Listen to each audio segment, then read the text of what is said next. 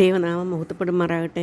ഇന്ന് എന്നെ ശ്രവിക്കുന്ന എൻ്റെ എല്ലാ പ്രിയപ്പെട്ടവർക്കും നമ്മെ ചേർത്തുകൊള്ളുവാനായി വേഗം വരുന്ന കർത്താവായ യേശു ക്രിസ്തുവിൻ്റെ നാമത്തിൽ സ്നേഹവന്ദനം. ഈ ദിവസങ്ങളിൽ നാം പൗലോസ് അപ്പോസ്തലനെ കുറിച്ച് ചില കാര്യങ്ങൾ പഠിക്കുകയായിരുന്നല്ലോ.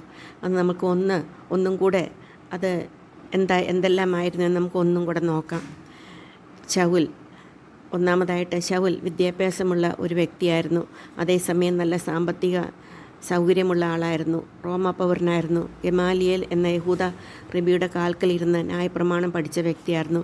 രണ്ടാമതായി യഹൂദ മതാചാരങ്ങൾ വളരെ തീഷ്ണതയുള്ള ഒരു വ്യക്തിയായിരുന്നു. മൂന്നാമതായി യേശു ക്രിസ്തുവിനെ വിശ്വസിക്കുന്നവരുടെ ബദ്ധ ശത്രുവായിരുന്നു. നാലാമതായി കർത്താവ് ശൗലിനെ വിളിച്ചു. ശൗൽ കർത്താവിൻ്റെ വിളി കേട്ടു. ശൗൽ ഒരു ദൈവമകനായി സ്നാനപ്പെട്ടു, സഭയോട് ചേർന്നു. അഞ്ചാമതായിട്ട് ശൗൽ പൗലോസായി മാറി അനുസരണമുള്ള ഒരു വ്യക്തിയായി തീർന്നു. ആറാമതായി പരിശുദ്ധാത്മാവിൽ നിറഞ്ഞു ദൈവവചനം പ്രസംഗിച്ചു. ഏഴാമതായിട്ട് കർത്താവിൻ്റെ ശത്രുവായിരുന്നവൻ കർത്താവിൻ്റെ വേലക്കാരനായി തനിക്കുള്ളതെല്ലാം ചപ്പും ചവറുമായി എണ്ണി. എട്ടാമതായിട്ട് കള്ളപ്രവാചകന്മാരെ തിരിച്ചറിയാനുള്ള പരിജ്ഞാനം പൗലോസിനുണ്ടായിരുന്നു. ഒമ്പതാമതായിട്ട് കർത്താവിൻ്റെ ശക്തിയാൽ രോഗികളെ സൗഖ്യമാക്കി. പത്താമതായിട്ട് പത്രോസ് തെറ്റ് ചെയ്തു അന്ന് പത്രോസിൻ്റെ മുഖത്ത് നോക്കി നീ ചെയ്തത് തെറ്റാണെന്ന് പറയുവാനുള്ള പക്വത പൗലോസിനുണ്ടായിരുന്നു. 12 ദേശാധിപതി രക്ഷിക്കപ്പെടുവാനിടയായി. 13 ഭൂതത്തെ ശ്വാസിച്ച് പുറത്താക്കി. 14 അനേകരോട് ദൈവവചനം ഘോഷിച്ചു. അനേകർ രക്ഷിക്കപ്പെട്ടു ദൈവമക്കളായിട്ട് തീർന്നു. 15 മറ്റുള്ള സഹോദരന്മാരെയും കൂട്ടി 4 മിഷണറി യാത്ര ചെയ്യുവാനും അനേകർ രക്ഷിക്കപ്പെടുവാനും സ്നാനപ്പെടുവാനും അനേക സഭകളുണ്ടാകുവാനായിട്ട് ഇടയായിട്ട് തീർന്നു. 16 ദുരുപദേശങ്ങളെ എതിർത്തു. പൗലോസ് ദൈവവചനത്തിൽ നല്ല പരിജ്ഞാനമുണ്ടായിരുന്നു. ഇസ്രായേൽ മക്കളുടെ മരുഭൂമി യാത്രയും യേശു ക്രിസ്തുവിൻ്റെ പ്രവചന പുസ്തകത്തിലുള്ള കൊട്ടേഷനും പറഞ്ഞ് ദൈവത്തിൻ്റെ വചനം ശക്തിയോടെ പ്രസംഗിക്കുന്നതായിട്ട് നമുക്ക് കാണാനായിട്ട് സാധിക്കും. പരിജ്ഞാനമുള്ള ഒരു ദൈവദാസൻ. 17 സകല മഹത്വവും എപ്പോഴും കർത്താവിന് കൊടുക്കുന്ന പൗലോസ്.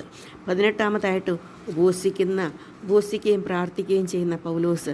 19 മറ്റുള്ളവരെ ധൈര്യപ്പെടുത്തുന്ന പൗലോസ്. 20 സഭാതോറും മൂപ്പന്മാരെ നിയമിക്കുന്നതും അവരെ അതിനായി അഭ്യസിപ്പിക്കുന്നതുമായിട്ടുള്ള പൗലോസ്. 21 താലന്തുകളെ ഉപയോഗിക്കുന്ന പൗലോസ്. 22 കൂട്ടു സഹോദരന്മാരെ ബഹുമാനിക്കുകയും അവരെ ശ്രേഷ്ഠരെന്നേ കരുതുകയും ചെയ്യുന്ന പൗലോസ്. 23 താൻ ചെന്ന സഭകളിലുള്ള പുരുഷന്മാരെയും സ്ത്രീകളെയും അവർ ചെയ്ത ചെറിയ പ്രവൃത്തികൾ പോലും നന്ദി പറയുകയും അവരെ പ്രോത്സാഹിപ്പിക്കുകയും ചെയ്യുന്നു. 24 കഷ്ടതകൾ സന്തോഷത്തോടെ അനുഭവിക്കുന്ന പൗലോസ്. 25 പരിശുദ്ധാത്മാവിൻ്റെ ഹിതപ്രകാരം കർത്താവിൻ്റെ വേല ചെയ്യുന്ന പൗലോസ് പറഞ്ഞു, മക്കദോനിയയിലേക്ക് പോകാൻ പറഞ്ഞപ്പോൾ അങ്ങോട്ട് പോകാതെ അങ്ങോട്ട് തന്നെ ദൈവത്തിൽ ആശ്രയിച്ച് പോകുന്ന പൗലോസിനെ നമുക്ക് കാണുവാനായിട്ട് സാധിക്കും. 26 പ്രാർത്ഥിക്കുന്ന പൗലോസ്. ദിവസേന സർവ്വസഭകളെയും കുറിച്ച് പ്രാർത്ഥിക്കുന്നു. അതിൻ്റെ ഭാരം തനിക്കുണ്ട് എന്ന് പറയുന്നതായിട്ട് നമുക്ക് ദൈവവചനത്തിൽ കാണുവാനായിട്ട് സാധിക്കും. 27 തടവിലും കർത്താവിനെ പ്രസംഗിക്കുന്ന പൗലോസ്. 28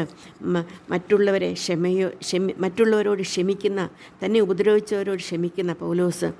29 മരിച്ച യൂത്തിക്കോസിനെ ഉയർപ്പിക്കുന്ന പൗലോസ്. 30 കർത്താവിൻ്റെ ഹിതപ്രകാരം മാത്രം ജീവിച്ച് തൻ്റെ ജീവിതം കഴിക്കുന്ന പൗലോസ്. നമുക്ക് അത് കഴിഞ്ഞിട്ട് നമുക്ക് കാണാനായിട്ട് 32 കാണാനായിട്ട് സാധിക്കും. എപ്പോഴും തൃപ്തനായിട്ട് ജീവിക്കുന്ന ഒരു പൗലോസിനെ കാണുവാനായിട്ട് സാധിക്കും. 3 കാരാഗ്രഹവാസത്തിൽ പൗലോസിന് ഒന്നുമില്ലാത്തവനായിട്ട് തീർന്നു എന്ന് നമുക്ക് കാണുവാനായിട്ട് സാധിക്കും. എങ്കിലും 2 തിമോഥെയോസ് 4:13 മുതൽ 14 വരെയുള്ള വാക്യങ്ങളിൽ അതാണ് കാണുന്നത്. ഒന്നുമില്ലാത്തവൻ എന്നാൽ തൃപ്തനായിട്ട് ഞാൻ ത്രോവാസിനെ കപ്പോസിൻ്റെ കപ്പക്കൽ വെച്ചേച്ച് പോന്ന പുതപ്പും പുസ്തകങ്ങളും വിശേഷ സർമ്മലിഖിതങ്ങളും നീ വരുമ്പോൾ കൊണ്ടുവരിക.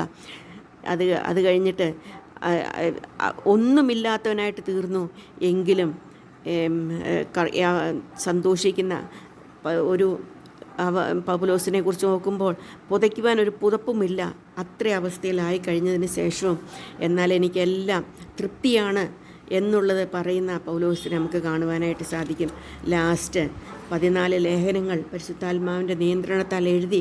അതിൽ പലതും കാരാഗ്രഹവാസത്തിലാണ് എഴുതിയത്. അത് കഴിഞ്ഞ് ലാസ്റ്റിലെ കർത്താവിനായി കത്തിജ്വലിച്ച് ഒരു ദീപം എന്ന് നമുക്ക് കാണുവാനായിട്ട് സാധിക്കും. പൗലോസ് ലാസ്റ്റിൽ പറയുകയാണ്, 2 തിമോഥെയോസ് 4-ന്റെ 6-ാം വാക്യത്തിൽ പറയുന്നത്, ഞാനോ ഇപ്പോൾ പാനീയാഗമായി ഒഴിക്കപ്പെടുന്നു, എൻ്റെ നിര്യാണ കാലവും അടുത്തിരിക്കുന്നു, ഞാൻ നല്ല പോർ പൊരുതു, ഓട്ടം തികച്ചു, വിശ്വാസം കാത്തു. ഇനി നീതിയുടെ കിരീടം എനിക്കായി വെച്ചിരിക്കുന്നു. അത് നീതിയുള്ള ന്യായാധിപതിയായ കർത്താവ് ആ ദിവസത്തിൽ എനിക്ക് നൽകും. എനിക്ക് മാത്രമല്ല, അവൻ്റെ പ്രത്യക്ഷതയിൽ പ്രിയം വെച്ചവർക്കും കൂടെ. അതെ സഹോദരിമാരെ, ഇത്രയും കത്തിജ്വലിച്ച ഒരു ദൈവദാസനായിരുന്നു പൗലോസ് അപ്പോസ്തലൻ എന്ന് മനസ്സിലാക്കുവാനായിട്ട് സാധിക്കും. ലാസ്റ്റിൽ പറയുകയാണ്, ഞാൻ നല്ല പോർ പൊരുതു, ഓട്ടം തികച്ചു. നമ്മുടെ ജീവിതത്തിൽ ഒന്ന് ഓർത്ത് നോക്കിക്കേ. നമ്മുടെ ജീവിതത്തിൽ നല്ല പോർ പൊരുത് ഓട്ടം തികയ്ക്കുവാനായിട്ട് നാം പറയും നമ്മുടെ വാക്കുകൊണ്ട്. എന്നാൽ കഴിഞ്ഞ നമ്മൾ കണ്ടതായിട്ടുള്ള 33 പോയിൻറ്റുകൾ നമ്മൾ കണ്ടു. ഈ പൗലോസിൻ്റെ ഒപ്പം നിന്നുകൊണ്ടാണ് നാം പറയേണ്ടത് ഞാൻ ഓട്ടം തികച്ചു എന്നുള്ളത്. നമ്മുടെ ജീവിതത്തിലൊന്ന് ചിന്തിക്കുവാൻ, നമ്മുടെ ഓട്ടം തികയ്ക്കുവാൻ, കർത്താവിന് വേണ്ടി ജ്വലിക്കുവാൻ, കർത്താവിൻ്റെ നാമത്തെ നമ്മുടെ ജീവിതത്തിൽ മഹത്വപ്പെടുത്തുവാൻ, കർത്താവിൻ്റെ ഹിതമനുസരിച്ച് ജീവിപ്പാൻ, പരിശുദ്ധാത്മാവ് നിറവിൽ ജീവിപ്പാൻ, പ്രാർത്ഥിക്കുവാൻ, ഉപവസിക്കുവാൻ, കർത്താവിൻ്റെ വചനം മറ്റുള്ളവരോട് പറവാൻ, കർത്താവിന് വേണ്ടി ചെലവഴിക്കുവാൻ, ഇതെല്ലാം വരുന്ന ദിവസങ്ങളിൽ കർത്താവ് നമ്മളെ സഹായിക്കട്ടെ. അവൻ്റെ വലിയ നാമം മഹത്വപ്പെടുമാറാകട്ടെ.